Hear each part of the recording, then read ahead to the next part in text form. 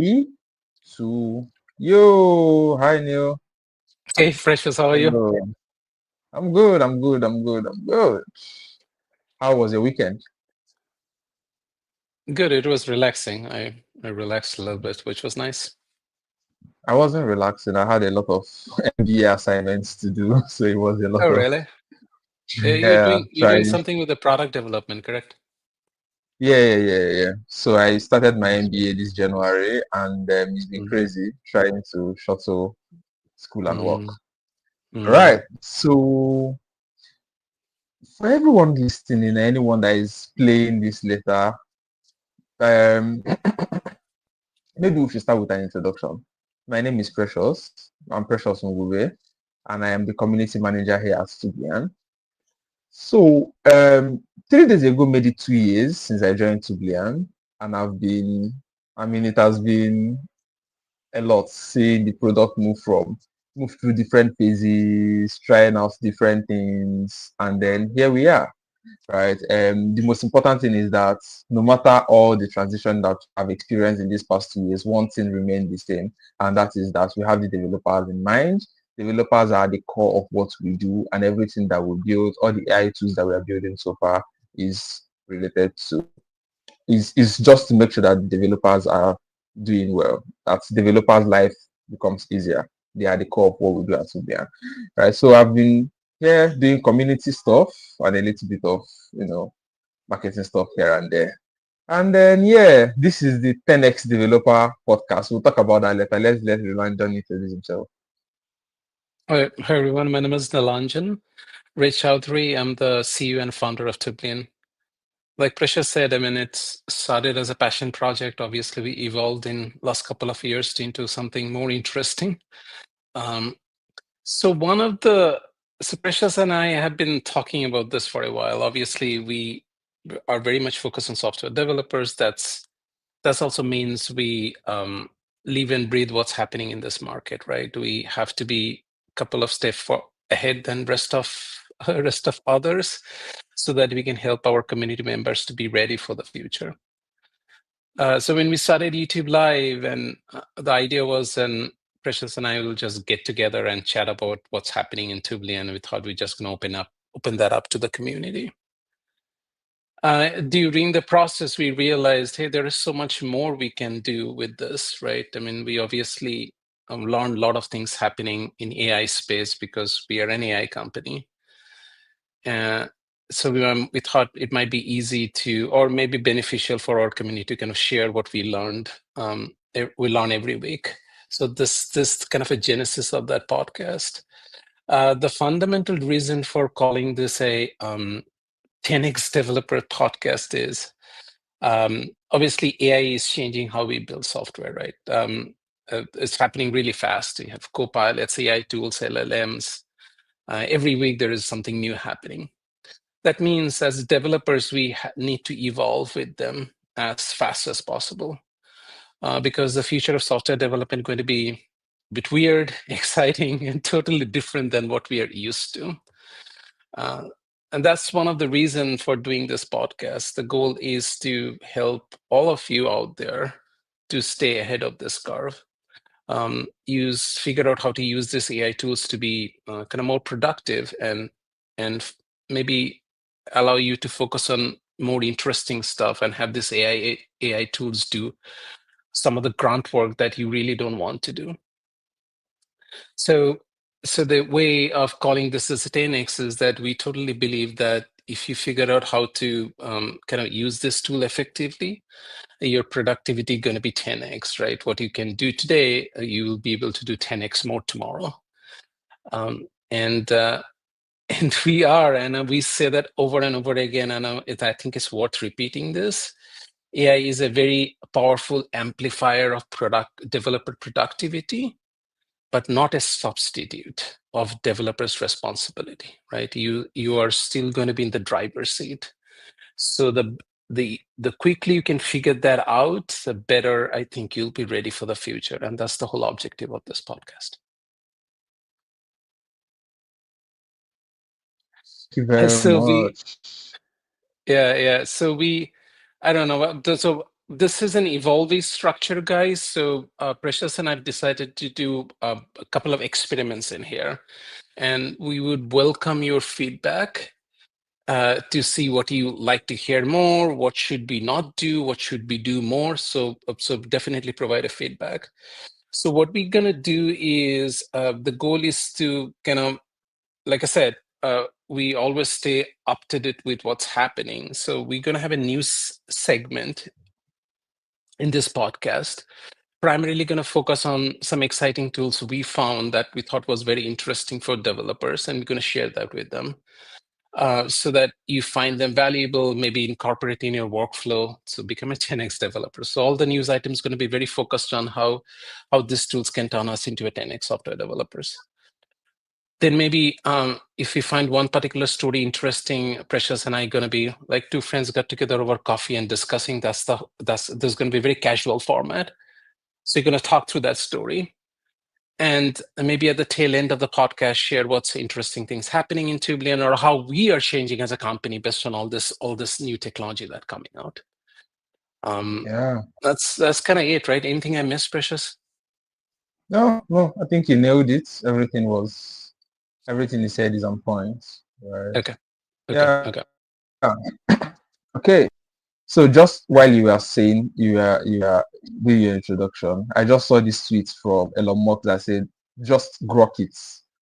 And I've been wondering why Grok is not even getting a lot of balls, like Gemini, DeepSeek.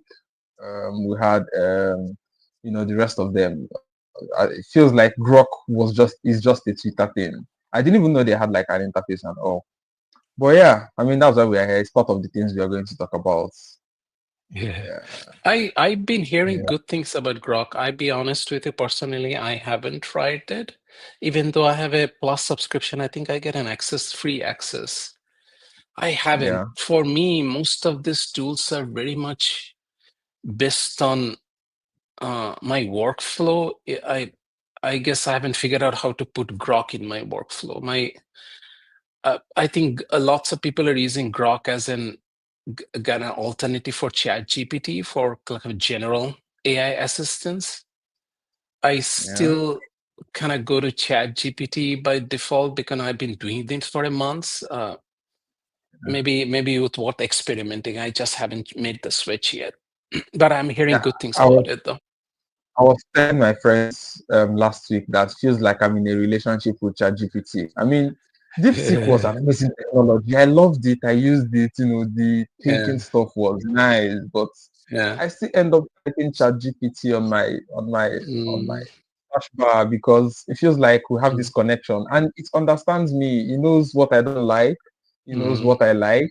It knows the way I want my sentence to be framed. mm, So I don't get to do a lot of work. Just copy and then do mm. little edits, little tweaks here, and it feels like it has my voice. He understands me Right, deeper than most of right. the new Mm-hmm. technologies. Right? That is why I think having a shift from Mm, ChatGPT is going to be very difficult for me. mm, And then for Grok, I think people use Grok like the way they use Meta AI. They use mostly you send someone a message on WhatsApp. Maybe you type it. Let's say you type something mm, in French. I just mm, do at Meta, explain this for mm, me or translate this to English, and then the Meta AI changes that to English. I think people do mm, something like that with Grok. So, mm, mm, especially here in Nigeria, people do when a new technology is out, everybody's crazy about it. Everybody wants to use it. So over the mm, weekend, we see a lot of people using Grok for mm, so let's say you make a tweet and you make a tweet that mm, says I'm Nilanjan. I live in the mm, United States. Someone has come and do at Grok, what is United mm, States? Then Grok is mm. going to come and explain what United States is, give a brief history and all. So Interesting. that's one way I've seen people use Grok Mm, a lot. I noticed it this weekend and I'm seeing this tweet mm. now. All right. So So back it to 10x integrates very developer well portal. with, yeah, it integrates very well with Twitter. No, that's good. That's good stuff. Is that free though? Grok? Yeah. Is it free? Yeah, I think it's free because on my personal account, I'm not a paid subscriber and I still have access Okay, to it. So I think okay, it's okay, it's free for now. Yeah, okay, okay. yeah. And I think they have a chat interface just like ChatGPT also. Okay, so this is kind of interesting. So it's going to be a good segue too. So since we're talking about free now, so like the using copilots has been, I think, is pretty standard now. I don't know where I was reading it. I read it this week itself or last week that at least 75% of the software developers out there already have integrated some sort of AI tool in their development workflow. Okay. So Yeah. it could be what I mean, like Cursor, maybe GitHub Copilot, what have you, right? Some sort of AI tool is integrated.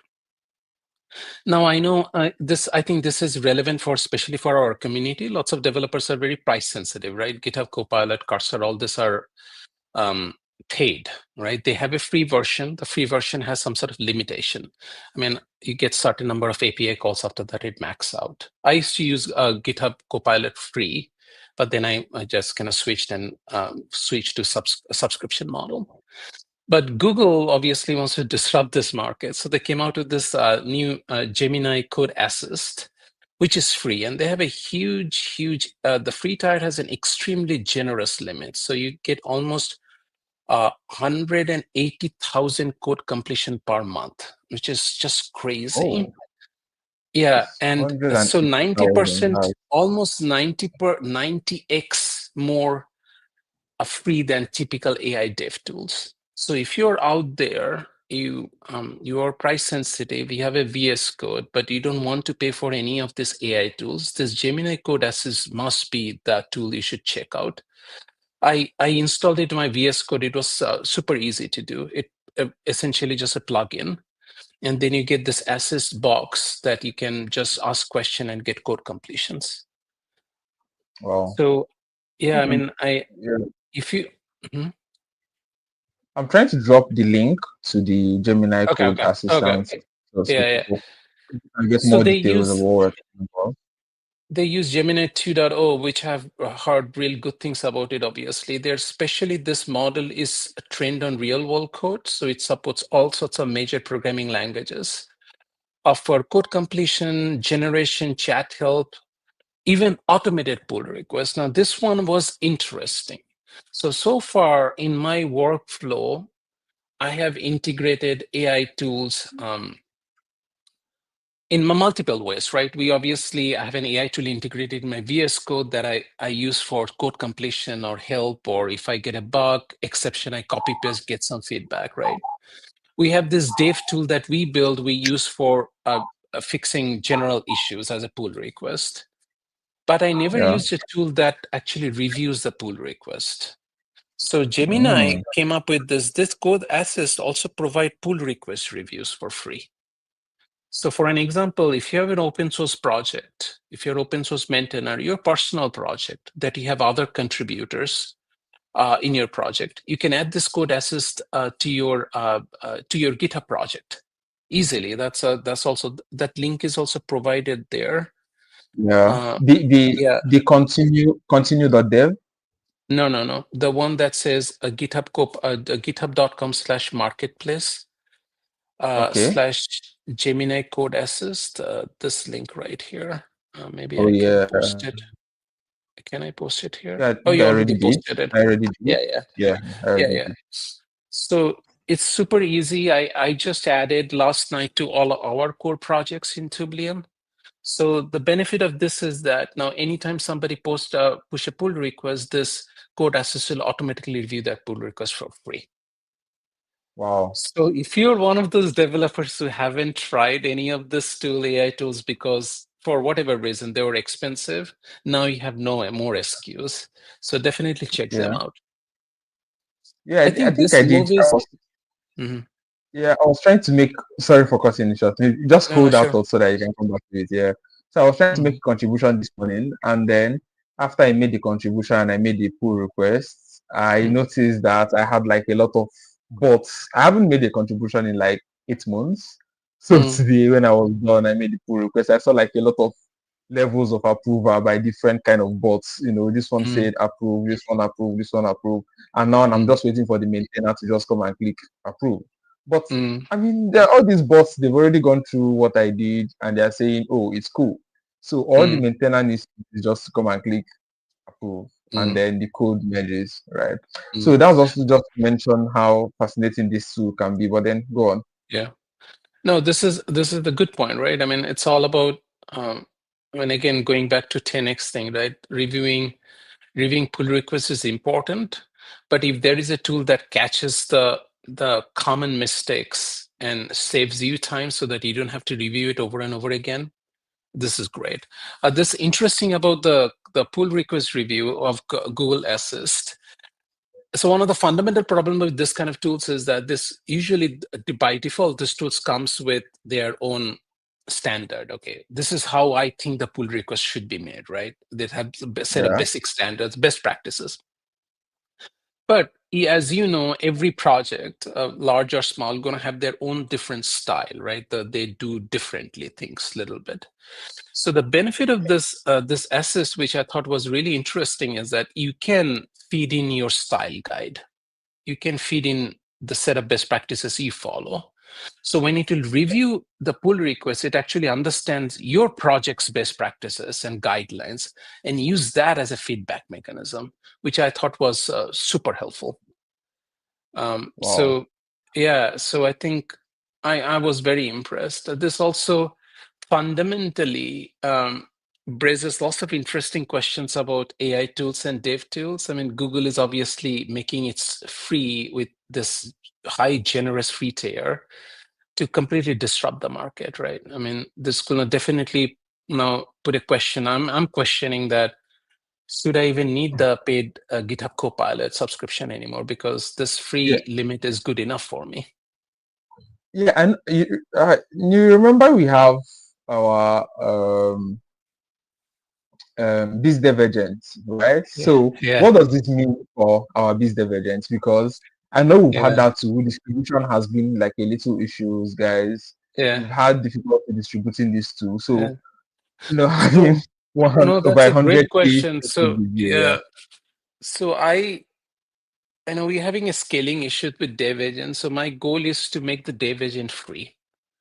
The way the market is right now, I think general purpose agents going to be really, really difficult or hard to monetize because some of this becomes such a commodity now. Like code completion with the VS Code with Gemini, this is a commodity now, right? I mean, building a tool around that, I mean, could be difficult. But I have a Yeah. high hope. So the BizDev agent is that because this is a very vertically sliced problem, right? We are very, very focused on freelancers, very, very focused on the painful, the problems they're addressing.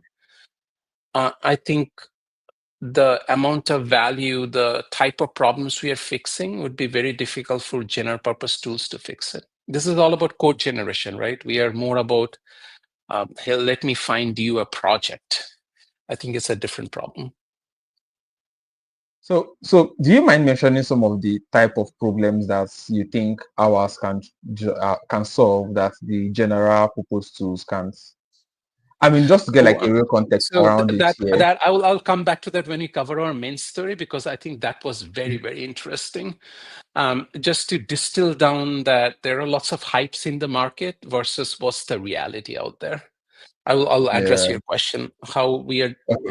how our dev agent is a little bit different. But Okay. that's Google So Code Assist for you guys.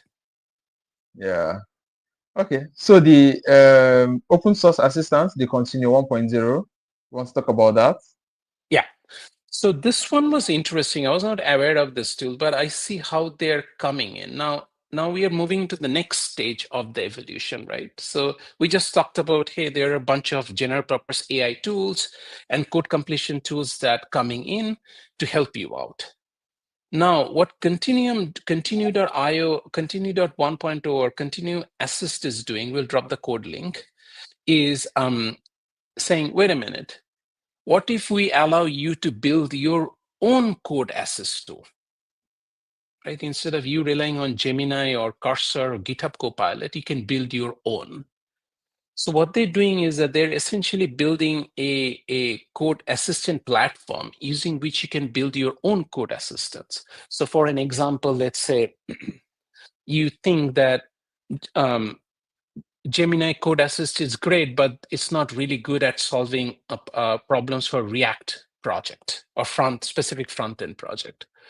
Then you can create a specialized AI assistant tool just for React projects, or special assistant tool for Solidity if you're very much focused on building blockchain application. So this is kind of a framework to build code assistants. So they So recently, you set up your framework, and then you set up the framework while you are setting up the project on GitHub. no. This is about why I think this is about more. And correct me if anyone listening is I'm off here. I think this is more about why would Google and GitHub only be allowed to create code assistant tools? Any developer should be able to do it. Okay. So this is about you, Precious, or me going in and building our own code assistant tool and putting out in the Assistant. market. Oh, okay. So I can create a code assistant tool Correct. for building blockchain products. Correct. I can And build one for creating e-commerce products. correct. Interesting. That was like the days back in the days where we used to do frameworks and boilerplates Yeah, for that's right. different things. This is exactly like that. So you're saying that means you see the direction the world is moving into. Uh, Instead of having a very general purpose AI tools, we are going very focused on specific verticals. And there is a Yeah, benefit of that too, right? I mean, don't get me wrong. I'm not saying Gemini is bad at React.js, but I'm pretty sure React and other these tools will be really good at it. yeah. But there are certain types of languages, especially legacy languages like Java, .NET, and other. It's kind of struggles because obviously lack of training data and whatnot on open source projects. There are more open source JavaScript projects. That's why these tools are really, really good at JavaScript projects. But like Yeah. that, you could find out saying that, wait a minute, for building apps on blockchain using Ethereum or Solidity, most of this code assistant tool doesn't work very well. So using continue.dev, you should be able to create your own custom AI assistant tool that people can download. That's interesting. Very That's interesting. interesting. Very interesting. So that's what they Yeah. do. They have lots of they have hub for pluggable models. They provide building blocks. So essentially, framework to build code assisted tools. All right. So let's go to the main story. I mean, I feel like we've talked for like 20 minutes without even hitting the main story.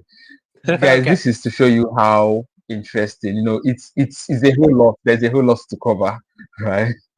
There's a whole lot to Now cover in this is AI, a lot of tools. yeah. So this is so all this AI code generation tools go through okay, step back. There are a bunch of benchmarks out there, right? You probably hear every time someone releases tool or model, they say that, oh, our tool is performing 80% on this XYZ benchmark. So benchmarks has been in this world now like a standard way to demonstrate your capability of your AI tools. Yeah. I personally never believed in this kind of benchmark because time to time this benchmark gets gamified a little bit. You can optimize your model or tool to solve those benchmark problems so that it can score higher. Okay. So that's kind of another thing about hype and reality. You have to be very careful. Just take it with a grain of salt when somebody says that my tool is the number one in this benchmark or leaderboard. So there is one excellent benchmark called SWE for software engineering coding generation tool, right? OpenAI created long back, and all the Okay. AI coding agents go for that. So recently, OpenAI introduced another benchmark called SWE Lancer. Now, what they did is, and this is what we've been talking about a lot, right? I mean, these tools fundamentally are great at when you say, oh, generate a function that does X, Y, and Z, right? But when you give them a real world programming task, that means here is a 10,000 lines or 10,000 file code base. There is one issue, go fix that issue. That's a completely different problem. Okay. The complexity of Okay. problem changes. So what they have done in this research paper, we should definitely drop the link, and I thought it was fascinating. They said, wait a minute, what if we ask this coding agents and tools to go for real freelancing programming task, real world. Okay, no more build this fancy function, solve real world problems. So they give this, they figured out like 1,400 real freelancing programming tasks that they took it from Upwork. I don't know how they sourced it. There was an explanation in the paper. So they found like real world 1,400 programming freelancing tasks from Upwork and gave that to agents. Wow. The total dollar value of that task was $1 million. Okay. So people actually spend $1 million to complete this for 1,400 tasks in Upwork by various people. So what they have Wow. noticed is these models, the state-of-art models, only completed around 26. It's not bad. 26 is a really good number. 26% of those tasks successfully. Wow. So that brings sort of a reality check that this best coding assistant still struggles with complex real-world software projects. So one of the things that it did was these tools were really, really good at finding where the problem is. So if you say, hey, here is my code base, I'm getting this exception, this error. These tools were really, really good, very quick at finding which file where the problem was happening. So in a way, their search capability is much more faster than we human programmers. Okay, but they were really good at pinpointing where the problem is and fixing that problem. But these tools lacked the context of, if I fix that problem right there in that particular file, how that change going to affect the entire project. That's where it actually struggled a lot. It was really good at pinpointing. It's what I'm saying. So understanding the effect that change could have across the whole software project, it found it really, really difficult. Wow. So that still, I mean, if you listen to all the hype stuff, oh, there's no need for software, AI is going to replace software developers. I mean, the reality is very, very different. That these tools are really good at certain things, but we still need people to kind of step back and figure out, is that solution make sense? Yeah. Just for those, because I noticed that I think about 4 or 5 people just joined the live. So just so I read out what we are talking about here. So we are talking about our main story, and the main story says new research shows that even the best AI models struggle with real world software engineering, right? And it said that a new research lab from OpenAI introduced the software engineering SWE Lancer benchmark over 1,400 real freelance programming tasks worth $1 million in total, used to evaluate state-of-the-art code models. So basically what this thing did was that they went on Upwork and other freelancing platforms, and they gathered a set of developer-related tasks worth over $1 million. And then only about 26% of those tasks were able to be completed by the AI, right? So that's what we're talking about, right? And Nilanjan has made a lot of interesting points. And the most important interesting point is that nobody is going to take your jobs. So don't AI is not coming for you yet. I mean, so but So 26% is not bad. 26% results into around $400,000. So if you yeah, could, making $400,000 is not bad actually. So there is yeah, another interesting thing about this research. What I thought was fascinating. So they had two type of task. One is individual contributor task. That means you are just a software engineer. Your goal is to kind of complete the task. And there was another category of task which was like more like a staff engineer type. Create a solution plan for this yeah, problem. So in creating solution plan, in experiments, the state-of-art models perform really well. They were around 65% successful in terms of creating a good strategy, how you should approach that problem.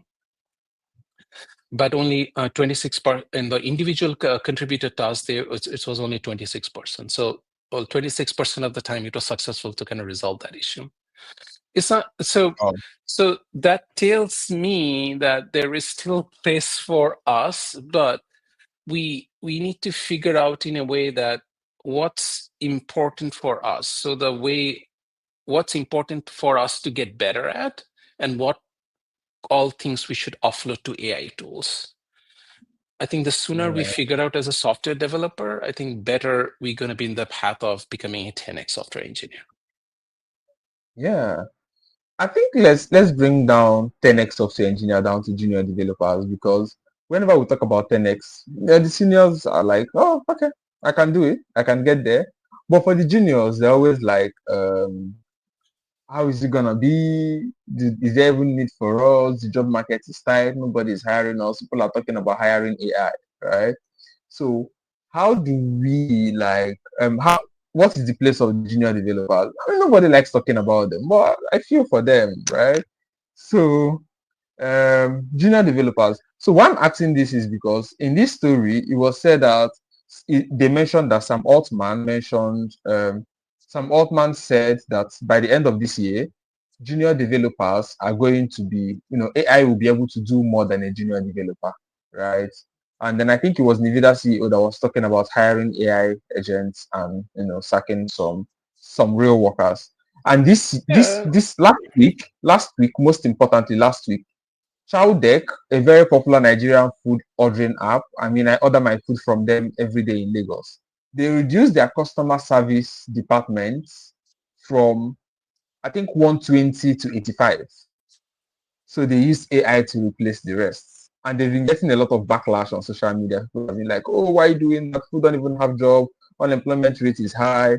So the first question is where do you think junior developers are going to come in all this conversation about 10x developer, AI outdoing junior developers? Are we going to go straight into intermediate and all those things?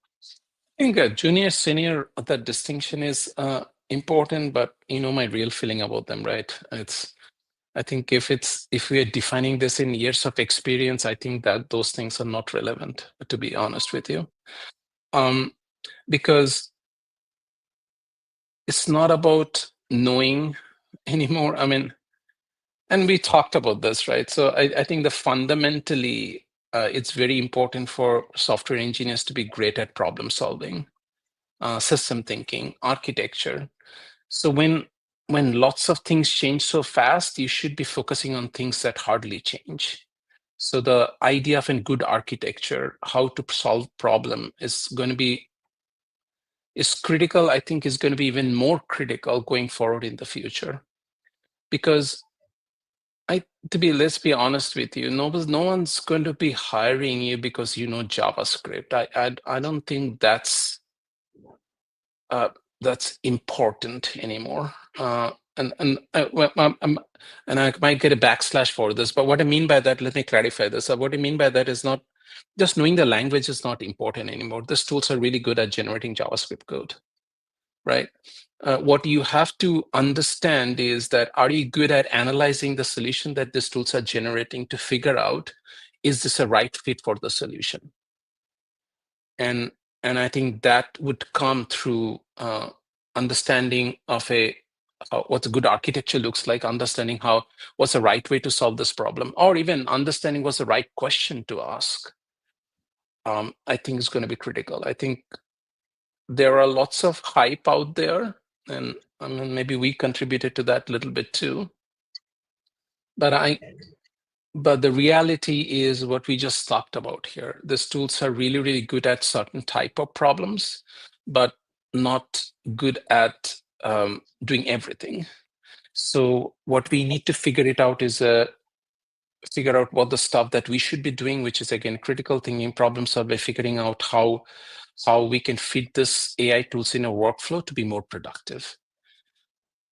Just offloading everything to these tools, I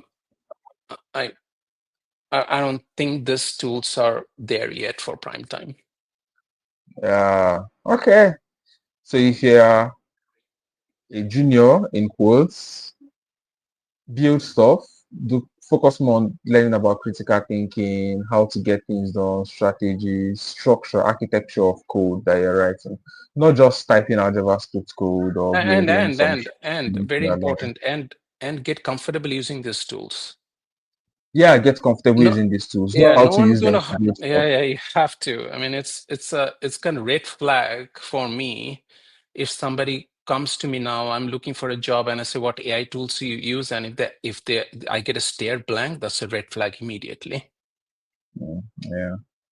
I mean, I was listening to a podcast where one of the speakers, who is a senior engineer at Netflix, he said Hmm. that he do a huge part of his job involve listening to junior developers reviewing their codes, right?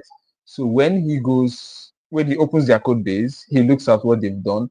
He's reviews more of their thinking process. So why are you doing what you are doing here? Why did you implement this code this way?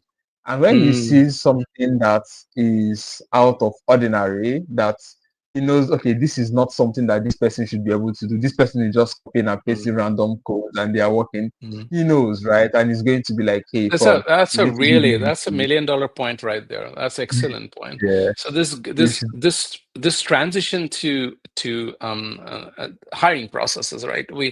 I just saw recently somebody built an lead code hacking tool or something. So if yeah, you're a company out there who uses algorithm to hire developer, or or or giving them a programming exercise to solve, I mean, rest assured that they're going to be using some sort of AI tool to solve them. If not, you should be questioning why they're not using it, right? You should be why you're not using AI tool to do this. So then, if your review process, your selection process is completely based on the solution, the output, the code, then you're fundamentally missing out. You should be assuming that they use some sort of tool to generate the code, then asking question exactly what you said, that why you think this solution is better. yeah, Have you tried other solution? Why didn't you try other solution? I think that is more right way to figure out the thinking, problem solving skills, the aspect that's more relevant now. yeah, yeah. Yeah, yeah. Right. I think we've had like a stretch. I don't know. Is Yeah. there anything we haven't covered yet? I think we've Uh covered most yeah, yeah, things. yeah. I Yeah, think yeah. those, yeah, so some of this are hopefully useful. Anything you want to share about Tubli and what's happening in the community, Precious, before we wrap Yeah. up? So yeah, before we wrap up, www.stublian.com. You should visit our website. You should visit that link. Click on it. Explore the page. We're open for feedback. We have our Discord channel always open. We have a feedback um, channel on our Discord server. Right. So go in there, give us some feedback. We're always open for feedback. We want to get better. We want to make our tools better. We want to build what you need, not just what we think that you need. Right. So also we had an event last week. You can check it out on the YouTube channel. We talked about Python develop, how to build Python APIs, right? It was an interesting session. And we did like real life coding. It was like real life coding. You watch the speaker build API in real time, right? Join our Discord if you have anything. We'll have our community call coming up this Thursday. And then, yeah, I think that is more like it. We have a masterclass coming soon. I'm going to drag Nilanjan to come and do this particular masterclass because he did it on one of our community calls, and I was like, wow. So he has this tool. I think is Crew AI. Crew, Crew AI, right? I'm correct. Okay, yeah. Crew AI that he used to build AI tools live on a class. So I'm going to get him to come and talk about this tool, right? He's going to come and talk about this tool and talk about how you can use it to build your own. So I'm going to get him to build like a small project, even if it's just a pest project, just so you see how it works. So yeah, that is all on the community side of things. Follow us on LinkedIn, follow us on Twitter, on any platform. Tublian at Tublian, and then you are going to be updated if we are working on any project. We'll have any master class coming up soon. we are going to update you. You're going to see the flyers there. We'll make it happen on all those platforms. Just before I go back to Nilanjan, I want to say happy International Women's Day to all the women out there. You Yeah. guys own the whole of March. I mean, another one is coming up soon. Another one is coming up soon. But we're happy to do that. Happy International Women's Day. We celebrate you every day, and we love that you are doing what you are doing. Thank you very much to all the women out there. So, Heidi, you want to give us update on the product side? Um, I think we covered a lot here. Maybe we save it some time for next week. But anyway, we are actively working on the BizDev agent, hopefully on the track to release it by end of this month. We'll share more details as we come close to the release date.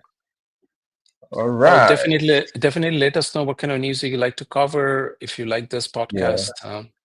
All right. Take care. All right. Thank you, everyone. Thank you. Thank you for joining. Bye bye and enjoy the rest of your day. Don't forget to like, subscribe, and comment anything you like or anything you don't like.